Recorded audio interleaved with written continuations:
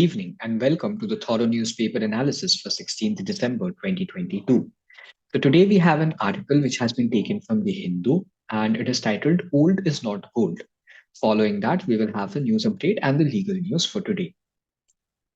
So in today's article, Old is Not Gold, it talks about the National Pension Scheme and the often criticized but mostly touted as an electoral strategy scheme, the Old Pension Scheme.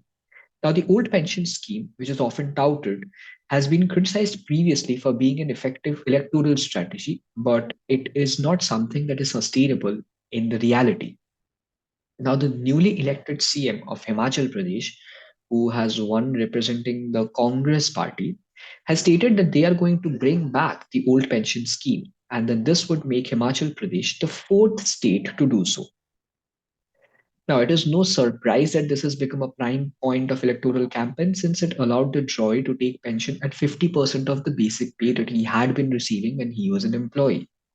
This is especially preferred by the government employees since it allows them to bypass the 10% contribution as envisaged under the National Pension Scheme. Going back to the old pension scheme would thus burn a hole of around 80% of the tax revenue that is sourced by the Himachal Pradesh state.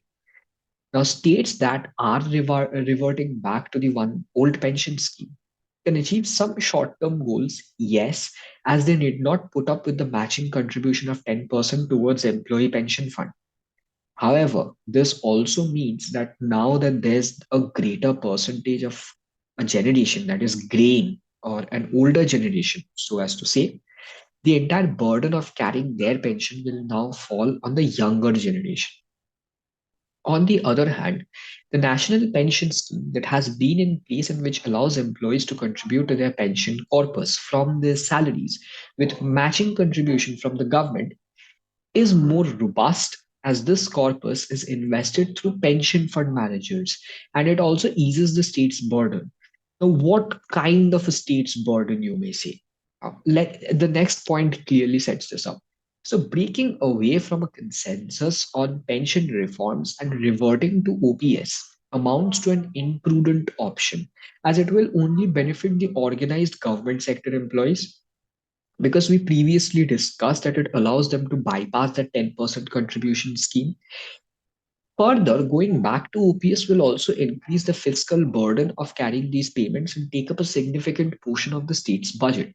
So, every financial year, if a state has to plan 80% of its revenue or 80% of its budget for payment of pensions under the old pension scheme, it basically will have an effect on the other social welfare schemes that the state could have carried out with that amount of money. So, with this, we move on to the news updates for today. Firstly, we have G7 approves 15.5 billion US dollar deal. A group of nine rich industrialized nations has approved a deal to provide Vietnam with 15.5 billion US dollars to help the Southeast Asian nation move faster from coal power to renewable energy, cutting its climate damaging pollution. The group of seven major economies, along with Norway and Denmark, said in a statement that the aim is to help Vietnam reduce its emissions to net zero by 2050.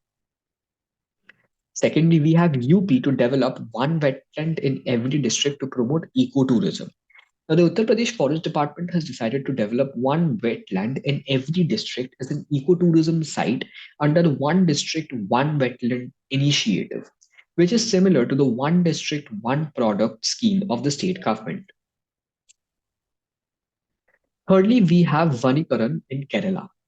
Now, the Forest Department, in association with Nulfusa Grama Panchayat, has launched the Vanikaran or the afforestation project to root out invasive plants, especially Senna spectabilis, and restore natural forests.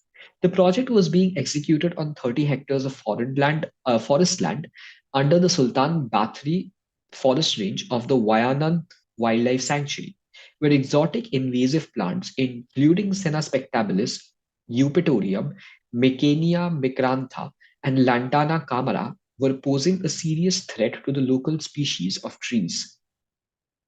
Fourthly, we have the NPS Prosperity Planner. Now, the Pension Fund Regulatory and Development Authority, or the PFRDA, has launched the NPS Prosperity Planner, which is a personalized calculator for subscribers to calculate their retirement income annuity as per the annuity options based on their existing contribution under NPS.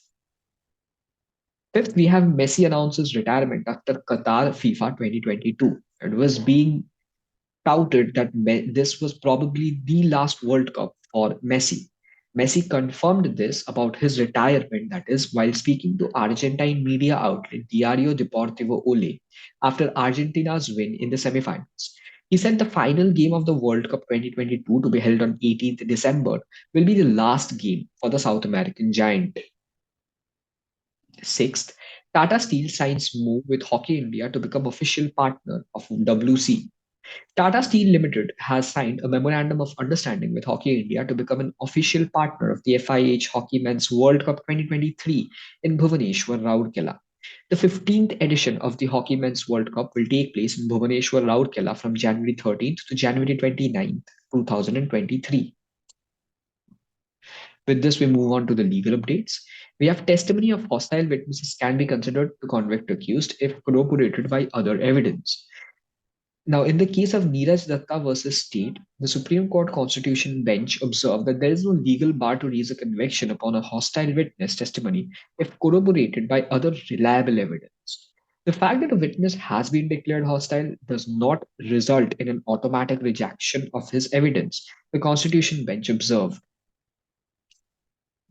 Secondly, we have Section 34 of IPC. Common intention can be formed at the spur of the moment and during the occurrence itself. The Supreme Court, in the case of State of Rajasthan versus Gurbachan Singh, observed that a common intention for the purpose of Section 34 IPC can be formed at the spur of the moment and during the occurrence itself.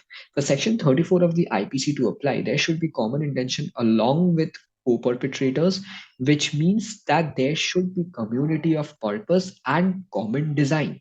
The bench of Justices Sanjeev Khanna and Sudashna Dhulia said.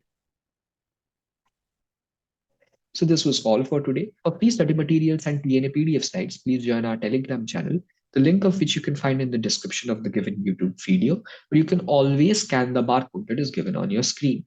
For any further information, please feel free to visit www.lawsikho.com. Thank you.